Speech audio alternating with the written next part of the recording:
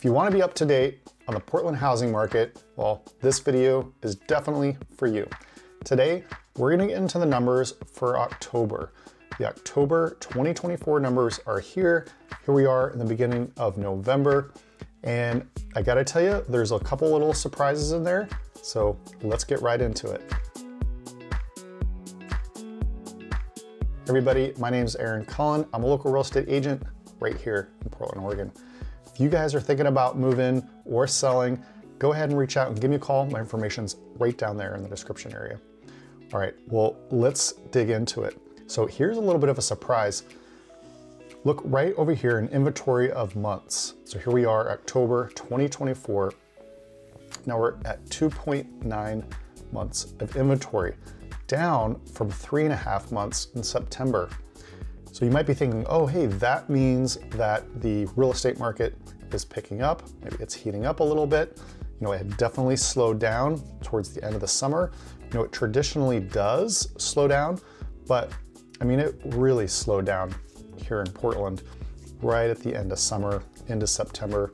And so you look at 2.9 down from 3.5 months of inventory, and your initial thought might be that, hey, it's starting to heat up again. But if we scroll down here a little bit, what you'll see is that new listings are down almost 12% from the previous month, month over month, down 12%. So that's pretty much kind of reflecting and showing in that amount of inventory. And I've talked to other agents who are having clients pull properties off the market, and I can see it on other properties that I'm just following myself for clients, that people are taking things off the market because they're sitting there longer, they're having to do price reductions, and sellers are kind of getting to that point where they're like, hey, let's maybe just pause for a minute, you know, and kind of maybe pull it off the market, wait a few months, see what happens, see if the market starts to improve, because it's definitely gone down and slowed down quite a bit if you're comparing it to like the beginning of the summer or this spring. Now, interest rates did come down a little bit, but boom, now they had popped right back up over the last several weeks. So the Fed has said that they're going to lower interest rates, which does affect the housing interest rates. So there should be a couple of interest rate lowerings, but we'll see. Who can really say? Nobody really can't really predict the housing market. We just have to kind of look and see what the trends are doing, see what's happening politically. And we just had a presidential election decided, and now I think there's going to be kind of a lot of kind of unknowns on what Trump's gonna do once he takes office. So you know, I kind of predicted that if the Democratic nominee had gotten in, it kind of would have been more business as usual, not a lot of surprises.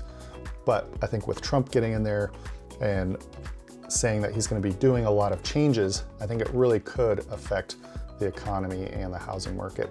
So I think a lot of people might be kind of, you know, a little on pause maybe, which we'll see how that kind of affects the housing market until we kind of know, you know, more how his administration is going to affect housing market and the economy. So let's look back here. So we know listings are down 12%. You know, pending sales are down about 3%, and closed sales are up 16%. So that's really good. That's definitely really promising. And we see here the median sales price is basically flat, minus 0.2%. The average sales price is down 2%, and inventory is down, as you can see, about 2 weeks.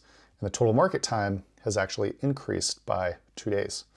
So if you want to compare that where we are this year from October last year, now this just gives you kind of big picture of, you know, what's going on in the real estate market right now compared to last year. I don't put too much weight into it though. It just kind of gives you that overall bigger trend.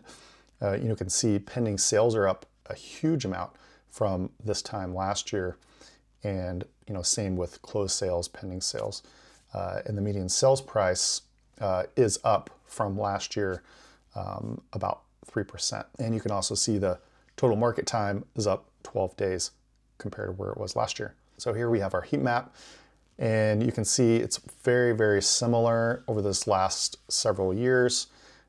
We do have an uptick in the higher price properties compared to the last couple of years. And you can see that reflected in here as well.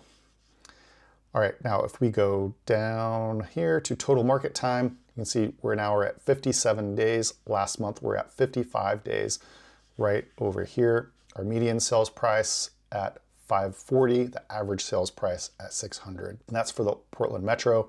And we had 2,000 pending sales, 1,900 closed, and 2,200 new listings. And if you kind of compare that, September, 2,500 new listings, 2,200 listings. Year to date is 26,000 new listings. So let's go down here to our active residential listings. Here, let's put it a little bit on a graph so you can kind of compare it. Here we are this year in the orange. So we're quite a bit above, where we were the last couple of years in the amount of listings. But we are down quite a bit in the amount of new listings each month, especially from 2022. We're pretty much right there with 2023. This year has been very similar to last year. The year before, we had a lot more listings. They were just going a lot quicker. And that's why you can see on this trend right here in the orange that we have a lot more listings on the market because they're sitting longer, so they just keep stacking up. Now you can see here that our closed sales compared to last year, we're here in orange, really ticked up quite a bit here. We added an extra, say, couple hundred homes more than we did last year that went pending. So there was a definite uptick in October from September and compared to where we were last year. And now here's the total market time in graph. You can see, very seasonal for our, it goes higher here in the winter, and then it goes lower here in the spring to early summer, and then the middle of summer is usually the bottom, and then it starts to uptick again. So, that's pretty much no difference here. If the trend is going to be as was last couple of years, which it probably will be, we'll probably see an even more uptick a little bit here. But you can definitely see that we definitely have more days on market than we did the last couple of years. Here's our average and median sales price. Here we are with our average sales price here in orange, and you can see we're on the downward trend here for the winter, which is very normal. It's been more accentuated over the last few years. So here we are, this was this beginning of summer, and then it's slowly been coming down once we hit middle of summer here into fall. And at some point, it's usually, November, December, it's kind of hit the bottom, and it'll start to tick up. And I think there's definitely, you can see there's a definite trend here putting downward pressure on prices right now. So you can see the average square foot price has been steadily going down since August, and I think we'll see that trend, and that's pretty sharp compared to the last couple of years. I think because there is more inventory on market, it's putting that downward trend on the price of homes. So I think prices are going to still continue to be pretty flat, and that's why I always say right now, especially in the fall and especially this year, it's a great time to get a good price on a home that you like and you're not going to be overpaying. Okay, and let's take a quick peek here. Let's look at Lake Oswego. So you can see the average sales price, this is Lake Oswego and Westland, is 1.1 million. Closed sales was 93 this last month. Pending sales 90. And here we are, 305 active listings, 305 active listings. That's a lot, but a lot of those properties that are in Lake Oswego, say, are above $2 million. So there's not a ton of inventory, in that, say, like 1.5, 1.4 million and below. Not a ton of choices there if you're wanting a detached home. Now let's scroll down here a little bit to the very bottom.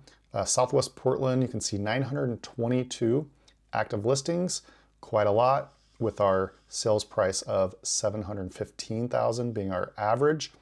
And you can see over here that this pending sales this year versus last year is up quite a bit, 25%. And Lake Oswego is only up 5.9%. But West Portland is up 25% just in the amount of pending sales compared to the previous year.